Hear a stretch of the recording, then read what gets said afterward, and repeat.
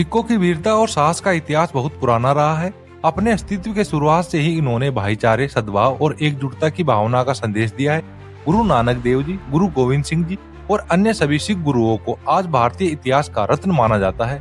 बाबा बंदा सिंह बहादुर और महाराणा रणजीत सिंह जी जैसे योद्धाओं को साहस और बहादुरी का प्रतीक माना जाता है, जिन्होंने न केवल सिख समुदाय की रक्षा की बल्कि बर्बर आक्रमणकारियों के अत्याचारों के खिलाफ भी खड़े हुए।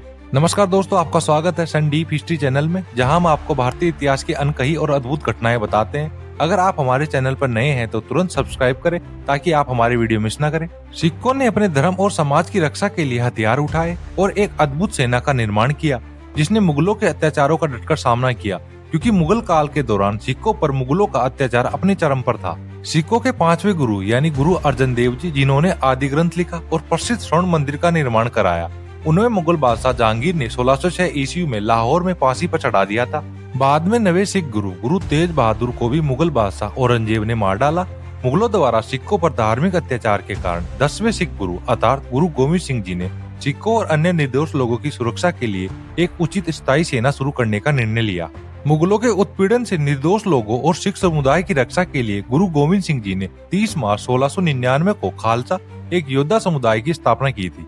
लेकिन जो कहानी पूरी तरह से भुला दी गई वह यह है कि गुरु गोविंद सिंह जी की खालसा सेना से पहले सिखों ने अपने छठवें गुरु यानी गुरु हरगोविंद सिंह जी के नेतृत्व में मुगलों के अत्याचार के खिलाफ अपने धर्म की रक्षा के लिए तलवारें और ढाल उठाई थी। गुरु हरगोविंद सिंह जी ने शाहजहां के अधीन मुगलों को लगातार हराया। यह गुरु हरगोविंद सिंह जी की साहसी सिख सेना ही थी जो मुगलों को कुचलने में सक्षम थी, जो हथियारों, संख्या और सैन्य अनुभव में उनसे कहीं अधिक श्रेष्ठ थे। गुरु गोविंद सिंह जी का जन्म 19 जून 1595 ईस्वी में वडाली, अमृतसर से लगभग 7 किलोमीटर पश्चिम में अरहबदी में हुआ था। वे अत्यंत सुंदर थे और वे पांचवें सिख गुरु अर्जन साहिब और माता गंगा जी के एकमात्र पुत्र थे। उनका उत्तराधिकारी समारोह 24 जून 1606 ईस्वी को हुआ था। वे मात्र 11 वर्ष की आयु में सिख समुदाय के छठे गुरु बन गए थे। श्री गुरु अर्जन देव जी की शहादत के बाद सिखों के लिए यह क्षण महत्वपूर्ण था। अब पहली बार सिखों ने शक्तिशाली और मुस्लिम साम्राज्य की मनमानी का मुकाबला करने के लिए गंभीरता से सोचना शुरू किया। अब परिस्थितियों के बल पर सिख राष्ट्र के चरित्र में परिवर्तन आ चुका था। दूसरे शब्दों में कहे तो यह समय की मांग थी। अब सिख राष्ट्र आध्यात्मिक और राजनीतिक दोनों ही तरीकों को एक साथ अपनाता है। यह नीति सिखों के सभी सामाजिक और आर्थिक वर्गों के लिए उपयुक्त थी। उनके पिता यानी गुरु अर्जन देव जी ने गुरु हरगोविंद सिंह जी को सिख समुदाय की खातिर एक सैन्य परंपरा शुरू करने का निर्देश दिया था। गुरु साहिब ने 1609 ईस्वी में श्री हरमिंदर साहिब स्वर्ण मंदिर के ठीक सामने श्री अकाल तख्त साहिब का निर्माण करवाया, जिसे अकाल बुंगा कालातीत सिंहासन के नाम से भी जाना जाता है। परिणाम स्वरूप मुगल सम्राट जहांगीर ने गुरु हरगोविंद सिंह जी को 1609 ईस्वी में कैद कर लिया, जब वे केवल 14 वर्ष के थे। अपनी रिहाई के बाद गुरु हरगोविंद सिंह जी ने सिखों का सैन्यकरण शुरू किया और उन्हें युद्ध के मैदान में सेवा करने के लिए एक उचित शारीरिक गठन बनाए रखने के लिए प्रोत्साहित किया। श्री गुरु हरगोविंद सिंह साहिब जी ने 2 तलवारें धारण करी थी, एक आध्यात्मिक शक्ति की पीरी और दूसरी सैन्य शक्ति की मीरी। मीरी अत्याचारियों से लड़ने के लिए और पीरी निर्दोषों की रक्षा के लिए। अब सिख संत सैनिक बन गए। गुरु साहिब ने सिखों को सैन्य प्रशिक्षण और मार्शल आर्ट में भाग लेने की सलाह देते हुए विभिन्न पत्र जारी किए। इतिहासकारों के अनुसार गुरु साहिब ने 700 घुड़सवार और 60 तोपची रखे थे। पठान बाड़े के सैनिकों का एक दल था और पैंदा खां पठान इसका प्रमुख बनाया गया था। घुड़सवारी, शिकार, कुश्ती और कई अन्य मार्शल खेल शुरू किए गए थे। दूसरी ओर सिखों को वीरतापूर्ण कार्यों के लिए प्रेरित करने के लिए गुरु साहिब ने दरबार में धड़ वादकों द्वारा वारस जैसे मार्शल गीत रोज गाए जाते थे। अब्दुल और नत्था मल को इस संबंध में कार्य सौंपा गया।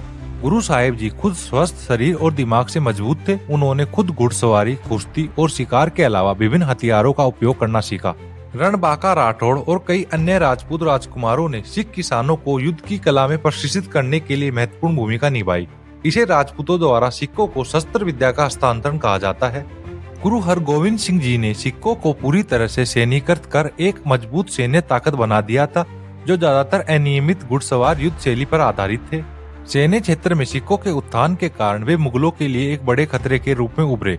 सिखों और मुगलों के बीच लड़ी गई पहली बड़ी लड़ाई रोहिल्ला की लड़ाई थी।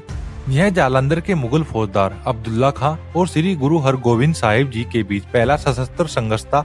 यह लड़ाई मुगलों द्वारा सिखों के सैन्यीकरण के जवाब में 1621 ईस्वी में लड़ी गई थी। लड़ाई की वजह यह थी कि 1621 ईस्वी में श्री गुरु हरगोविंद सिंह जी ने व्यास नदी के पास श्री हरिगोविंदपुर शहर इस शहर का मूल नाम गोविंदपुरा था की आधारशिला रखी, जिसकी स्थापना उनके पिता ने की थी। नए शहर हर गोविंदपुर के स्थल के पास भगवान दास, एक खत्री किरार ने भूमि पर अपने स्वामित्व के अधिकार पर विचार किया और कुछ किराए के गुंडों की मदद से जबरन सिक्कों को हटाने की कोशिश की, जो नई बस्ती विकसित करने में लगे हुए थे। आगामी छोटी सी झड़प में भगवान दास और उसके सभी किराए के गुंडे मारे गए। इस घटना के बाद रतनचंद, भगवान दास का पुत्र, और करमचंद, चंदूमल के बेटे ने गुरु साहिब के खिलाफ जालंधर के फौजदार अब्दुल्ला खां को भड़का दिया।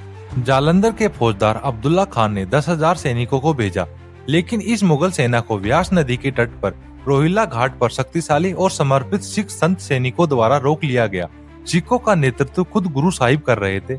दोनों पक्षों में भयंकर युद्ध हुआ और सिखों ने मुगलों को गाजर मूली की तरह काटना शुरू कर दिया। मुगलों को समझ ही नहीं आया कि कैसे आम किसान इतने खतरनाक योद्धा बन गए थे, और सिखों की वीरता और बहादुरी को देखकर मुगल युद्ध मैदान छोड़कर भाग गए, जिसके परिणाम स्वरूप इस लड़ाई में सिखों की जीत हुई और मुगल सेना को करारी हार का सामना करना पड़ा। लेकिन दोनों पक्षों में जान और माल की भारी हानि हुई। रतनचंद और करमचंद के अलावा जालंधर के फौजदार अब्दुल्ला खां, उसके 2 बेटे और 5 कमांडरों के अलावा हजारों मुगल सैनिक मारे गए, जबकि गुरु साहिब जी ने मथुरा भट्ट जी, बाबा भिखाजी के पुत्र भाई नानू जी, भाई सत्तू जी, भाई जट्टू जी, भाई पीराना जी, भाई पारस राम जी और भाई जगन्नाथ जी और भाई कल्याण जी जैसे संत सैनिकों की कुर्बानी दी। सिखों द्वारा हथियार उठाना भारतीय इतिहास में एक महत्वपूर्ण घटना थी, क्योंकि बाद में वे सबसे बहादुर योद्धाओं में से एक बन गए और एक महान सिख साम्राज्य की स्थापना की।